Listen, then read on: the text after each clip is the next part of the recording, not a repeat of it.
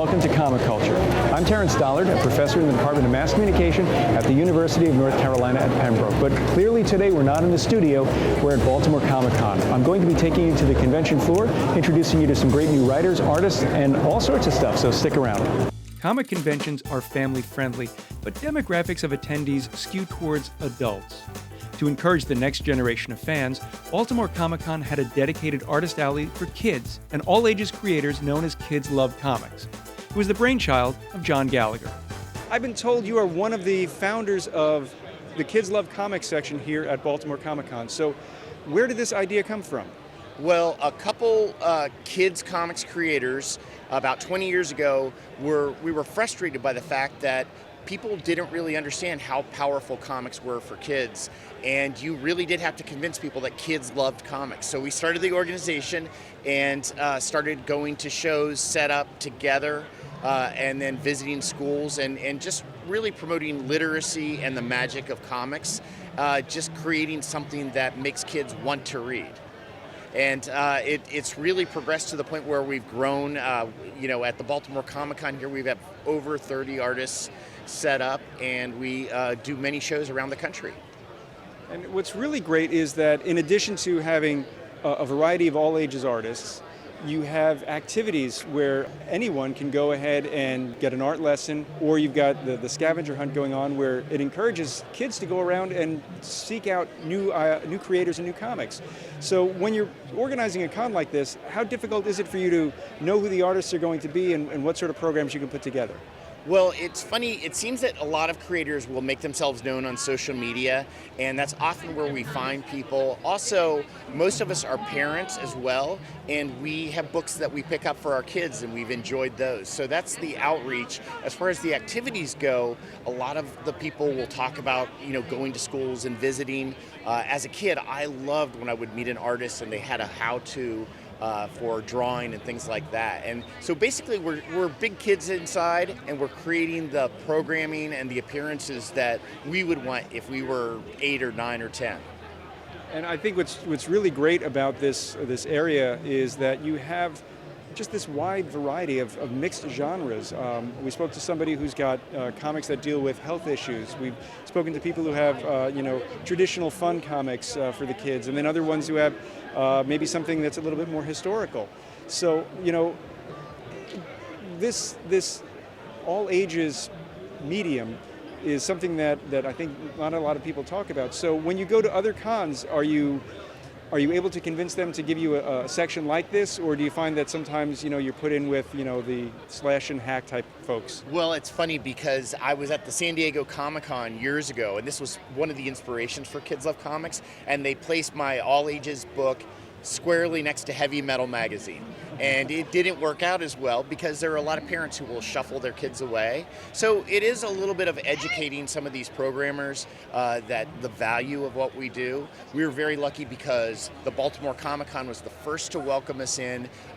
Mark Nathan, who runs the show, is a father himself, and he loves how comics made him feel as a kid, and he wanted to keep sharing that. So it's great because we're building this new generation of readers and collectors, and it seems that it's finally catching on. And you have a character, Max Meow. I'm going to read it off the sign because I'm terrible with names. Cat Crusader. Where did the idea come from? It was really inspired by an after-school comics class that I was teaching, and there's some kids, they know just what they want to draw, but other kids are just frozen by that blank piece of paper. So I created a mashup character with my students, and we took the idea of a cat with electric powers, and we drew something that we called Captain Cat, and I brought it home, and my son Will, who is 10, he loved the Dogman book series, which is very popular. And he's like, Dad, this is so cool. Can we work on this together? And that's what we did. And actually, my son Will is the co-creator of Max Meow. He helped me write the first 70 pages. And so I always say it's kid tested and approved. And it's really sort of that connection to the kids helping create it has resonated. And I think kids can see the fun of it and know that it's for them. With art lessons and activities all weekend, kids were engaged and having fun. I spoke with organizers Chris and Mark Mariano. We love that Baltimore Comic Con always has us out here. They're a big proponent of what we do here. We're a big part of this convention. We've been doing Kids Love Comics at this size for, I don't know, over 10 years now. And we're lucky to have out close to 36 kids comics creators at this convention. And we have programming starting at the top of the hour every hour. And Chris is the MC of our programming section. What else is very cool is we actually have kid creators that are kids. So a couple years ago we did the future of comics, and we had an open call. If you're a comic creator, send us your comics, and we picked 4 different comic creators, and they're still doing comics, and they get their own booths at conventions, and we had a repeat one this year. We have them here again, and it's amazing because we're really here to inspire people. That's what it is, because that one kid that we talked to could be the next Stan Lee. You never know what's going to happen. What I think is really interesting is that, well, one, you have art lessons going on. I saw that earlier. But you also have sort of a scavenger hunt where kids get to go around and interact with different creators, be introduced to different characters that they might not have been familiar with before. So where did that idea come from? So this here is what you're talking about, and this was something we just started new this year. John Gallagher and I, we talked about something new that we can do, and I got to say this was highly inspired by John. He put this together, inspired by the value stamps, which I didn't know much about, but he told me about back in the day. Marvel Comics used to do the value stamps, and so what we did is we created sheets of stickers that kids can grab these, go around to all the different comic creators, learn about their books, and then also have a sticker to add to the piece and to create a final piece that would look something like this with a full color art piece, and also get all signatures and quick sketches from their artists. So it was a lot of fun, and it's been working out really fun for the kids and the creators. And that's the thing. I mean, you don't know where that next Stan Lee is going to come from. You don't know where that kid is going to find a comic that suddenly speaks to them and they become a better reader or they become a better student as a result. Well, it's been amazing. So we've been doing the workshops for 15 years. And one workshop in particular we were doing was called Groove is in the Art, where we play different genres of music, and we have an easel up, and we tell people, you hear the music, you feel the music, now draw the music. So where I'm up there, and I remember little tug on my jacket. In fact, this jacket's been at every convention for 16 years. Little tug on my jacket, and this little girl goes, "Sir, can I have a marker?" Okay, I give her the marker.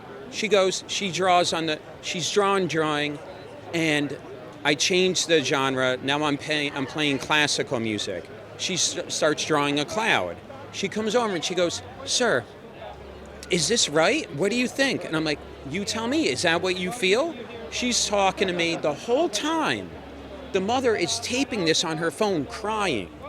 Tears are pouring down, and I'm like, I gotta see if she's okay. And I go, "Ma'am, is everything okay?" And she goes, "You don't understand. My daughter has severe autism.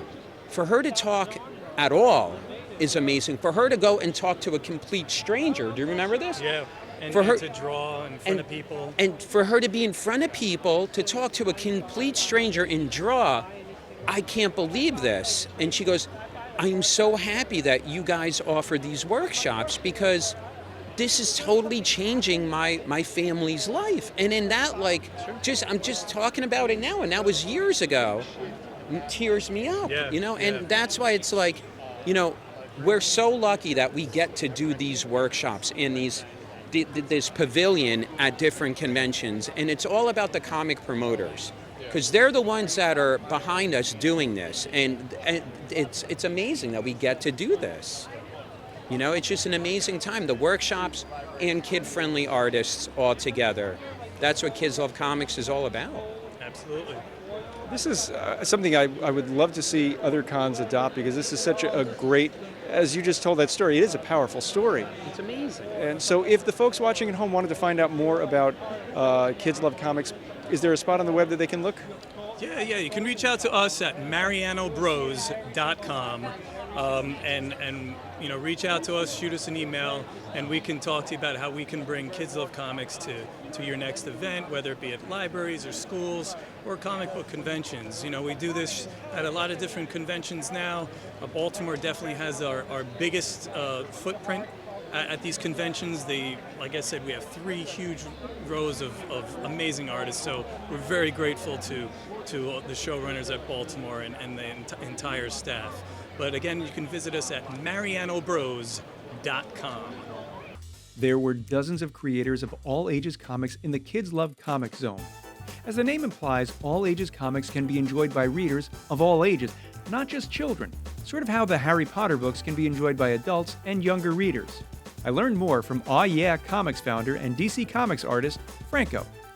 I see that you do a lot of all ages artwork. What is it about the all ages audience that appeals to you as an artist? It's just kind of the way I started drawing, more cartoony than I draw realistic because I'm kind of all over the place. I like to draw a bunch of different artwork. Like I like pop art, I like Picasso style, I like abstract. I like all sorts of it. I was an art teacher for 24 years as well, so I kind of changed styles a lot, but cartoony was the one that kind of was just most natural to me, and it gravitated more towards kids comics than anything else. So. And what was the comic that you read that really grabbed your attention and made you grab that pencil, that pen, and start making your own comics? It was Spider-Man comics for me, and a lot of DC comics, like Teen Titans, Batman, and stuff like that. So those were the superhero comics of the 70s were kind of what got me involved with comics. And when you're at a convention like Baltimore that gives you and other artists who work in the all ages arena their own place, is it, I guess, easier for you when you are not competing with maybe, an Arthur Adams type or a Steranko type, and you're with your contemporaries and the audience that loves this type of material can kind of find it all in one location? Yeah, I mean, what Baltimore does with the kids section is it has all the kids kind of gravitate towards this section, but I get a lot of adults that come back that were like, oh, I used to read that to my kids, or the kids who are now older, I used to read that when I was a little kid, so they still come back and visit and see what we have that's new. I don't like to call what I do kids comics, I like to call it all ages comics, because I literally get all ages, even when they grow up, they still come back and read the books, so I tend to go with all ages rather than kids comics. And I noticed on your table you have a piece of Vixen from Justice League Unlimited era. Mm-hmm. And, when I grew up, I was watching the Super Friends, which had sort of this Kurt Swan aesthetic to it. Are you noticing that, again, all ages comics are for people of all ages, that people who grew up watching that show still love that art style? Yeah, absolutely. I mean, you're talking to a guy who grew up watching those Super Friends cartoons and things like that, with Alex Toth as the artist on those things, the Space Ghost stuff, and that's all like very intricate stuff, but looks kind of cartoony and kind of plain. So I grew up on all that stuff. So I guess that's kind of what's hidden in the recesses of my brain. Is that, and that's what comes out in the artwork. And if you are sitting down at the table and you're inspired to draw something, is it something where you're struggling maybe with the gesture, or is it just because you're having so much fun because it's a style that you really enjoy drawing in, that it's maybe that relaxation, that catharsis after a long day? It's a little both. Sometimes you get pretty frustrated when you can't work something out. Other times it comes easy. It's not one thing or the other. It's sometimes you're winding down, but sometimes that process of having difficulty is what kind of helps you unwind and kind of helps you figure things out. I don't know. So I guess I would say it's both, depending on what day you catch me. And if the folks watching at home wanted to find out more about you, where can they find you on the web? You can Google me, Franco, DC Comics. I've worked for them a lot, so I'll come up. But my website is blindwillstudios.com. Like books or film, comics are a medium, not a genre. They can be purely entertainment or educational, or anywhere in between. I spoke with Emily S. about blending science education with engaging stories. So what is it about the all-ages genre medium that you like working in? So ours is a middle grade graphic novel. I also have some ideas for, older and younger books, but I really love the idea of incorporating both fun and education into the same book, and teaching kids some things that I think are really cool about things like history and science and everything in a way that's not preachy or boring. So our books incorporate a lot of real science and history and technology into the sci-fi of the story we're writing. So I really like doing that, and I love the excitement of kids when they come and they like hear about your story and they want to read it, and then they come back and they've loved it and it's meant something to them. I hear from parents sometimes about what it's meant to the child or how much they loved it if the kid is too shy to tell me themselves, and that's really valuable as well. And you say, I guess, middle grade or middle ages. So that would be sort of, I guess, not quite the kindergarten, sort of like that middle intermediate school. Yeah, that's correct. So the middle grade it's actually a term defined by marketing rather than me, but I'm happy to have it. It's the 8 to 12s. I like to say our book is for like 7 or 8 to 100 plus, but it is marketed to the 8 to 12s. It is a story about intelligent hamsters who live in a post-apocalyptic Washington, D.C., where all the humans are gone. So it's a book about a series of books about animals having adventures and kind of using their understanding of the human past to try to survive in the new animal world. It's really, I think a lot of literature at that age is the stuff that sticks with us. I remember books that I read in those grades. I had an English teacher, Mrs. Kutz, if she's watching, hello. We read The Hobbit, and it was one of those things that stuck with us, stuck with me throughout the years. So these are the type of books that have that kind of impact. So are you hearing anything back? I mean, I know this convention is filled with a lot of younger readers going around and talking to authors like you. So are you getting any feedback from your fans? Oh, absolutely. So the first book in our series, I don't know if you have seen it on the film yet, but the first book and second book in the series came out in 2019 and 2021. And so we have had an opportunity to have fans who have read the first but need the second or have gone through both books. And they will come back and they'll be really enthused about when's that third book coming out, which it will eventually. And they do give us great feedback about specific things, or just I loved it as a whole, or the science part, or this particular character. And it really means a lot to all of us. I am not the only creator. I'm the co-creator with Ben Fisher and the co-writer. And then our artist is Michelle Wen. Our letterer is Tom Zoller. And all of us, get a real kick out of hearing what readers have taken away. And we also have adult readers who are fans. There was one family that came by and had like a 9-year-old child, the parent of that child, and their 90-year-old parent, and all of them wanted to know when's that next book coming out. So it was a real thrill to find that we had wanted to, it appeals not only to kids but also to everyone. And that's got to be rewarding because you are writing stories that have real significance, real messages, and it doesn't necessarily mean it's to a specific group.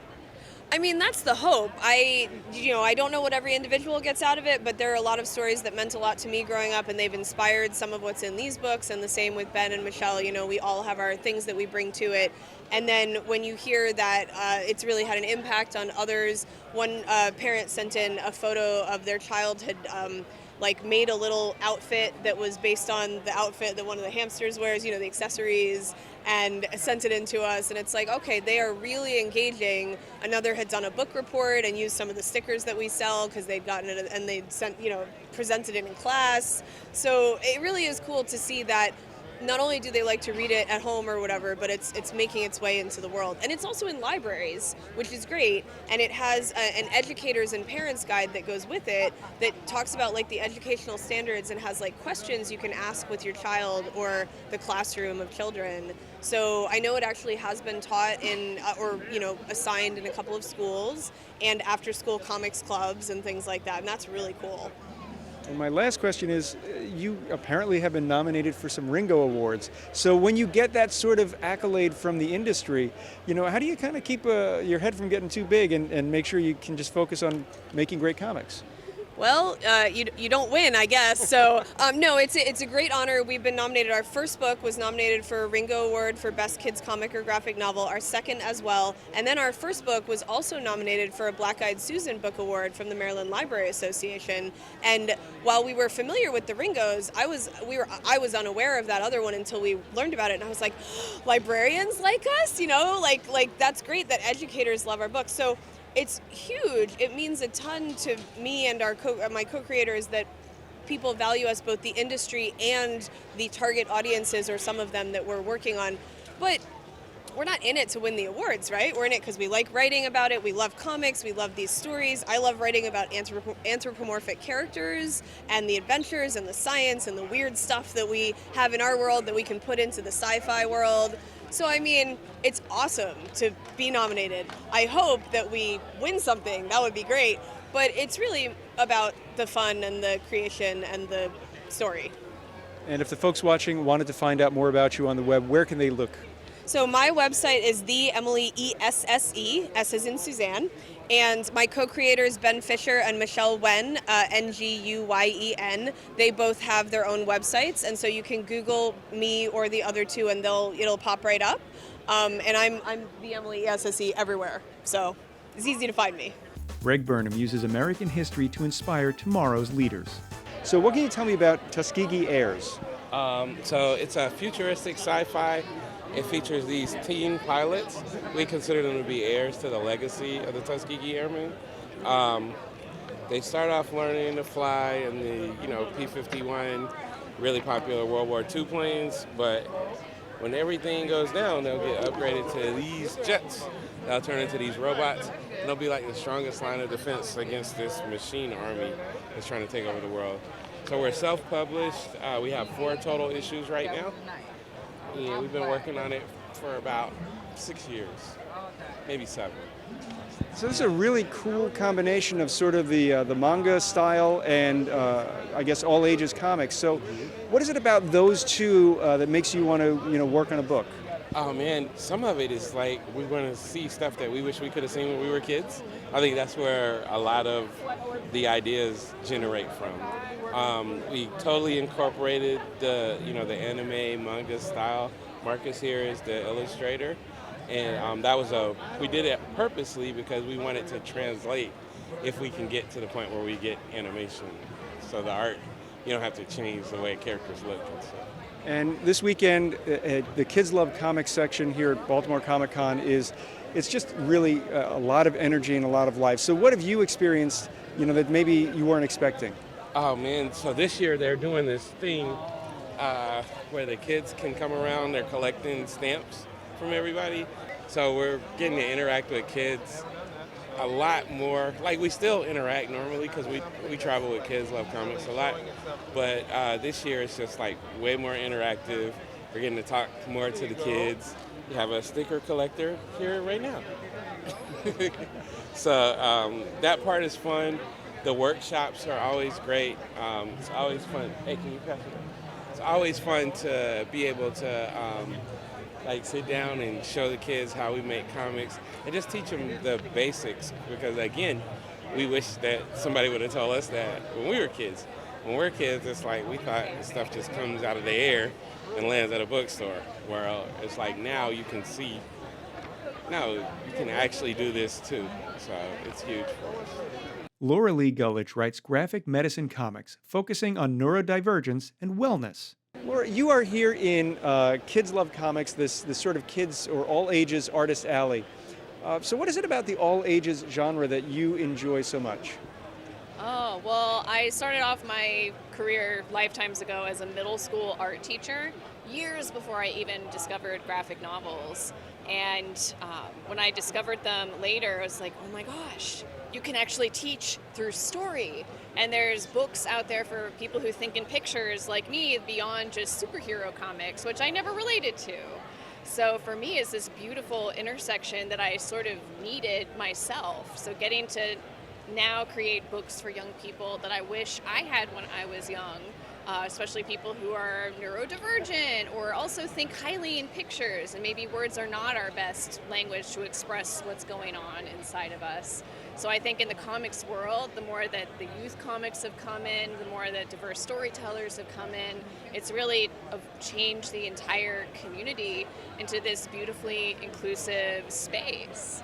And so the kids section is especially exciting because a lot of the adult comics can be a little intense and some of the costumes are even scary. So having a space that is like a safe space for them, for parents to sort of have the kids explore and feel safe. There's nothing going to be no trigger warnings needed, and to have a workshop area to encourage, the younger generation of storytellers to get drawing with us and have workshops. So I think this is a wonderful development. We're all talking here about how there should be more stuff like this. It's geared for the young people specifically, especially the more that like librarians are under attack and books and comics are under attack. So we need to like help, connect young people with people like me who are like working in the industry. So that's a very long answer to your question. It's a great answer to the question, and it makes me wonder, I mean, comics, generally audiences think of superheroes as the only type of comic, but it is a medium to tell stories, and I misspoke before I said the all ages genre. It's the all ages medium. So what sort of stories do you tell with your comics? I am in the emerging graphic medicine category, which are, because there's so many comics coming out now about wellness, mentally and physically, and also healthcare advocacy. So it's been coined graphic medicine, which I love because my books, they illustrate sort of the inner world of characters mixed in with what's happening in their reality, so a very magical realism style. But I think when you talk about heavier topics through a comic, it diffuses some of the challenging aspects of it.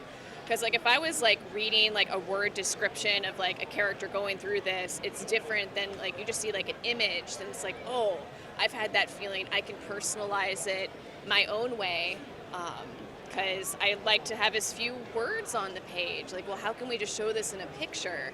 Because, especially for other people who think in pictures like me, but I want them to be able to personalize it for themselves. So I'm in this cool new category, also like veering a little into like the self-help side too. So I think it's amazing. Comics is sort of now pollinating different parts of publishing where it didn't normally belong. And I think it's just such a good way to present information and people are catching on. Now, do you get to go to other conventions, or do you stick mostly to Baltimore because they do have this great, I guess, all-ages alley? Baltimore is my favorite show. I love the family vibes. I don't do a lot of shows these days because I get kind of overwhelmed, and I do a lot of teaching, which sort of eats up my social battery. But I wanted to come to this one this year because it's my favorite, and I haven't been since COVID. And if the folks watching at home wanted to find out more about your work, can they find you on the web anywhere? Yes, I am at whoislauralee.com and on like Instagram at Laura Lee Gullidge. And I have a bunch of free resources on my website as well. Thank you so much. We've run out of time for this half hour of comic culture. Join us next time for more from Baltimore Comic Con. Until then, we'll talk to you soon.